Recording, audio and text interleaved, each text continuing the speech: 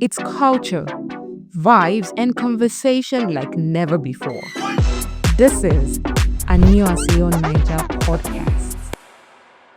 Do you know that radio broadcasting was the first form of Korean drama in South Korea in 1927 under the Japanese rule, and the first Korean series was broadcasted in 1962 by Korean Broadcasting Service (KBS). Welcome to this show, and today what we'll be doing is a crash course in K-drama, and I termed it K-drama 101. So what exactly do we know about K-drama and what don't we know about K-drama? One, what exactly are K-dramas? Korean dramas, commonly known as K-dramas, originated in South Korea in the 1950s, and the first television series was broadcasted in the 1960s. This genre gained significant popularity in the 1990s and 2000s with the rise of the Korean wave, which led to its international acclaim and recognition today.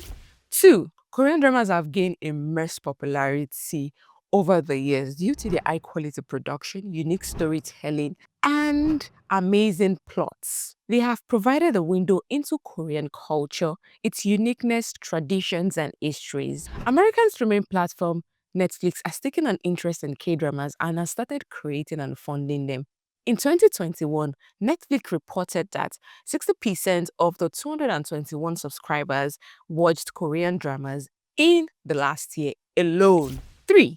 What is it about the plot and story line of K-dramas? Korean dramas have a multitude of different genres, such as action dramas, medical dramas, school dramas, legal drama, historical dramas, amongst many. Yes, Korean dramas have romantic themes infused in almost all their dramas, but that does not remove from their deep emotional connections to the fan, with a slice of tragedy or a slice of life included in most of these K-dramas. Korean dramas have various styles and themes. Korean dramas' main theme are friendship, family values, and love. They infuse a blend of traditional Confucian with Western materialism and individualism. And what are the episodic formats of K-dramas? Most K-dramas follow a definite episodic style, ranging from 16 to 20 episodes. And on rare occasions, you see 50 episodes to 100 episodes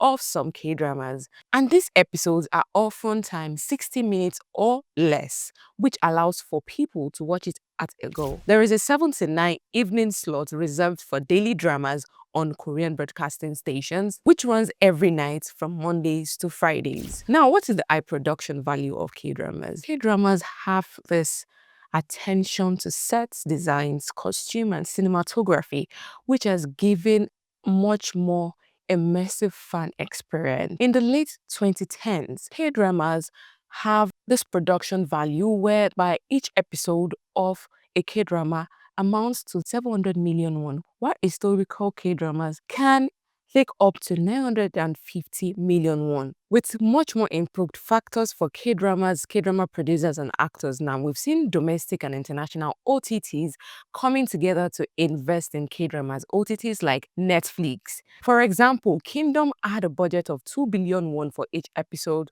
while Sweet Home had a budget of 3 billion won for each episode. Also, this has actually affected the income and earnings of big K-drama actors. For example, Kim Soo-yeon, the actor that acted in Moon, Embracing the Sun, Is Okay Not to Be Okay, In My Love from the Star, reportedly earns 500 million won per episode. Now, what's the filmmaking process of K-drama like? Most broadcasting companies or most production companies actually love shooting K-dramas in advance, but the first 4 episodes of these K-dramas are always shot in advance. The scripts are not always completed in advance because there might be corrections that will crop up from fan engagement and fan attention that might need adjustment over the time. Also, changes can come during the shoot based on audience feedback, or maybe there is a particular character or the K-drama itself has gained immense popularity that will warrant a change in the scripting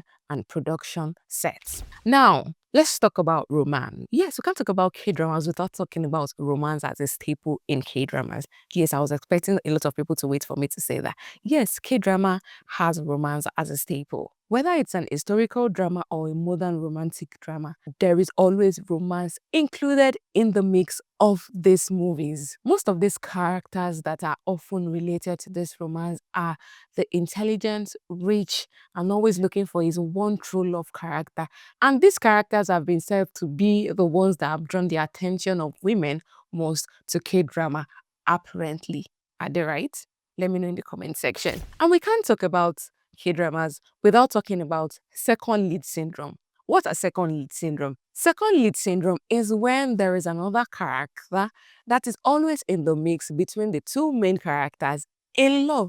And this character has always been a topic of debate for a lot of fans because sometimes the second lead character can even be the favorite of the fans instead of the male lead character in the K-drama. Now, what else are we going to talk about? Idol actors. Yes, a lot of K-pop actors have started acting more and more and they've been accepted by the general public. But that was not the case when K-dramas started. Initially, the appearance of idol actors in K-dramas sparked a lot of negative reactions. People saying they don't know how to act, that they are just there because of their faces and visuals. But now you've seen a lot of Korean idols being included in K-dramas and they being the focus of most K-dramas right now, right? Yes. Now another thing to note, script writers and directors. Funny enough, script writers and directors in K-dramas are as well known as actors in K-dramas because their storytelling style actually draws attention to them. And it's been reported that majority of script writers in K-dramas are women who don't write only romance dramas but only write action thrillers and horror. Now let's talk about music. Music is an important role in K-dramas and we call them original soundtracks, abbreviated to OSTs. We've seen OSTs over the years that became hits. For example, Boys Over Flowers, Stand By Me, sang by Shiny. A lot of people might not know the group itself, but that song went a long way and became a global hit. We've seen a lot of songs right now that are OSTs of popular K-dramas that are even charting on Billboard charts and having a lot of tractions. That's how powerful music is to K-dramas. Now, what's the crossover success of K-dramas?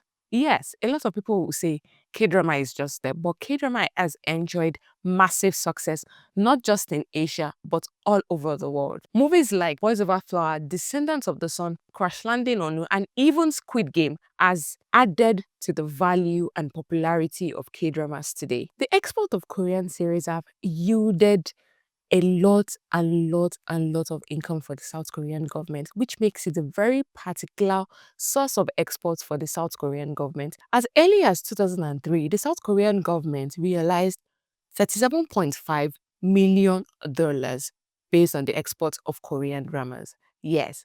Now, lastly, what else do we know about Korean dramas? The global fan community. Yes, you can't talk about K-drama without talking about the fan community.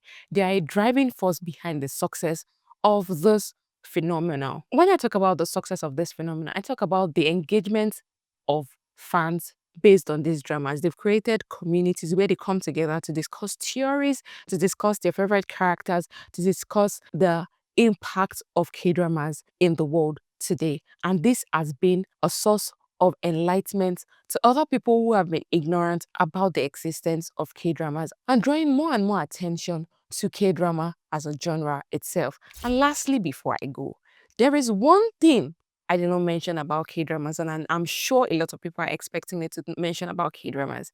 Yes, that is Kopiko. You can't watch a K-drama without saying Kopiko. So in as much as I could have mentioned a lot of things today, if I do not mention Kopiko, I don't think I've mentioned anything. Until I meet you in the next episode to talk about something more interesting than this. Stay tuned and watch out for more. Bye for now.